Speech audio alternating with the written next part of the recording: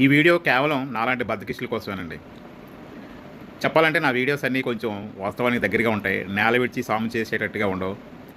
ఏదో ఈ 10 సూత్రాలు అవలంబిస్తే పెద్ద పెద్ద గొప్పవాళ్ళు అయిపోవచ్చు అనే పర్సనాలిటీ డెవలప్‌మెంట్ సూక్తులేం కాదు నావి.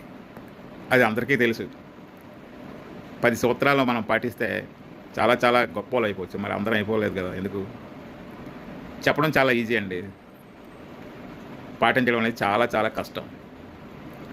ఇంకా విషయానికి వస్తే చాలా ఒక్కోసారి అలా పనులు ఉండిపోతాయి.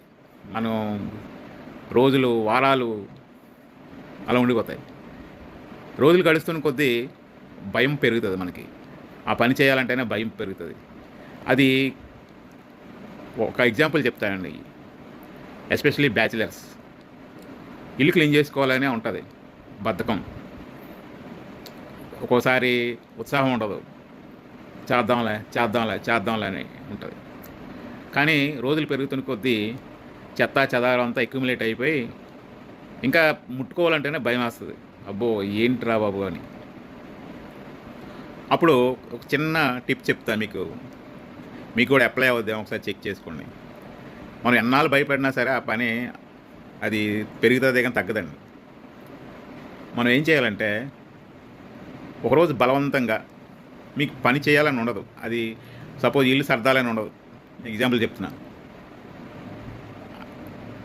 బలవంతంగా ఏదో ఒక చిన్న ఐటము సర్దినట్టుగా ట్రై చేయండి.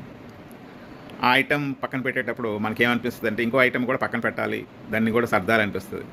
అలాగా మనం ఒక పార్ట్ సర్దేసిన తర్వాత ఈ పార్ట్ కూడా సర్దితే బాగుంటుంది అనిపిస్తుంది.